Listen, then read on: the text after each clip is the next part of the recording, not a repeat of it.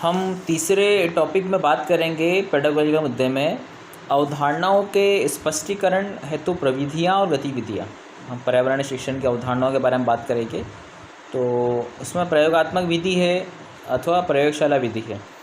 इसमें laboratory method की बात करेंगे, इसमें हम क्या कर सकते हैं।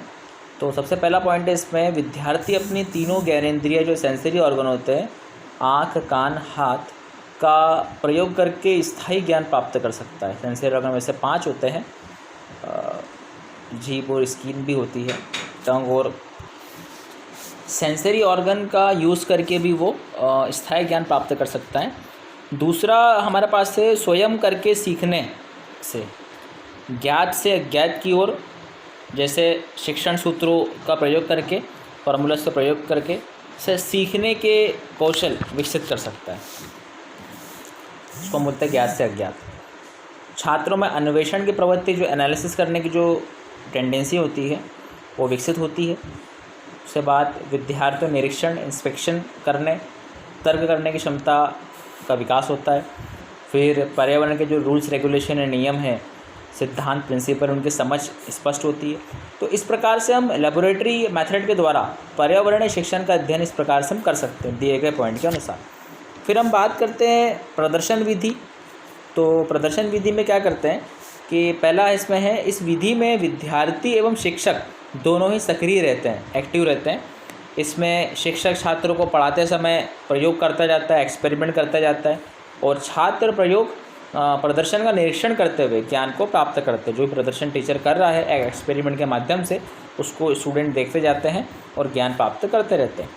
एवं छात्र अपने शंकाएं भी शिक्षकों के सामने रखते हैं। जो भी डाउट्स वगैरह आते हैं, उस चीज़ को देखकर उसको अपने डाउट्स के सामने टीचर के रखते रहते हैं।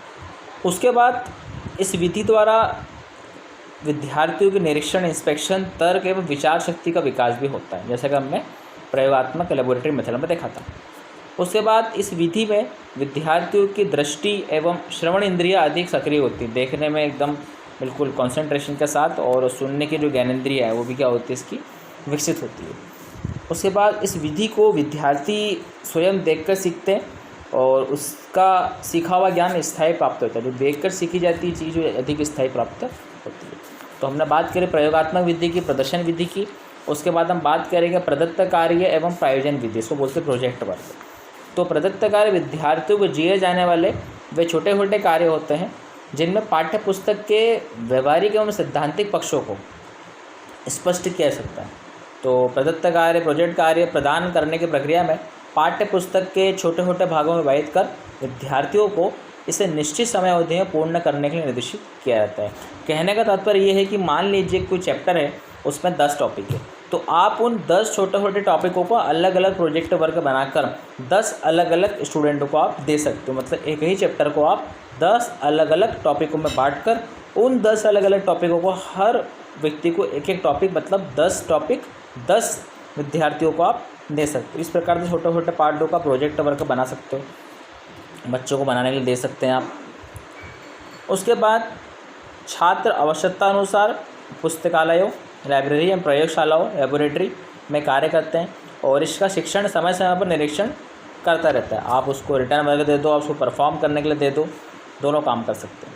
एवं कठिनाइयों का निराकरण भी करता रहता है और छात्र अपने द्वारा किए गए प्रदत्त कार्य का पूर्ण आलेख भी दर्शाता है, रिटर्न वर्क भी उसको शो करता है। तो जब हमने बात करी प्रयोगात्मक विधि, फिर प्रदर्शन विधि की बात करी, फिर प्रदत्त कार्य, प्रायोजन विधि, प्रोजेक्ट वर्क की बात करी।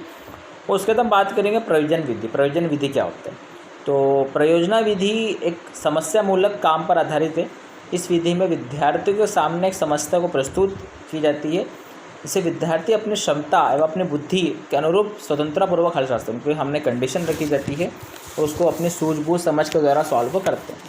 और इसके बाद लास्ट जो विधि है वो है विश्लेषण एवं संश्लेषण विधि। तो विश्लेषण एवं संश्लेषण विधि क्या होती है, हम उसके बारे में बात करते हैं। तो इस विधि के द्वारा आसपास के वातावरण, पर्यावरण से जुड़कर व्यवहारिक ज्ञान प्राप्त करते हैं और इसे वैज्ञानिक विधि भी कहा जाता है, साइंटिफिक मेथड भी कहा जाता है। इस विधि की निम्नलिखित विशेषता है, इस मेथड की कुछ कैरेक्टरिस्टिक्स हैं, उन कैरेक्टरिस्टिक्स की बात करते हैं। तो 3 कैरेक्टरिस्टिक्स हम पहले की बात करते हैं। इसमें क्रमबद्ध ज्ञान एक सीक्वेंस वाला नॉलेज जो होता है उसके अध्ययन से सीखने की प्रक्रिया स्थायी होती है। सीखने की टेंडेंसी जो बच्चों की होती है वो स्थायी होती है, परमानेंट हो जाती है। फिर यह विधि मानसिक विश्लेषण जो हमारा मेंटल एनालिसिस है से सीखने को प्रोत्साहित करती है, बच्चे में इंटरेस्ट जागता है। और लास्ट है, इस विधि में समस्या समाधान से अध्ययन कार्य को सुदृढ़ बनाया जाता है। समस्या समाधान होती है उससे हम समस्या जो होती है समस्या के समाधान से हम अध्ययन कार्य जो होता है सुदृढ़ उसको मजबूत बना सकते हैं। तो इस प्रकार से हमारा ये जो अवधारणाओं के स्पष्टीकरण हेतु प्रविधियाँ एवं गतिविधियों वाला पेडागॉजिकल मुद्दा था और समाप्त हुआ है। तो हमारा ये दूसरा वीडियो था। इसके पहले वाले वीडियो में हमने 2 टॉपिक ऑलरेडी वीडियो के माध्यम से आपको समझा दिए हैं। ये तीसरा टॉपिक था। बाकी के टॉपिकों के लिए हम बाद में मिलते हैं। धन्यवाद।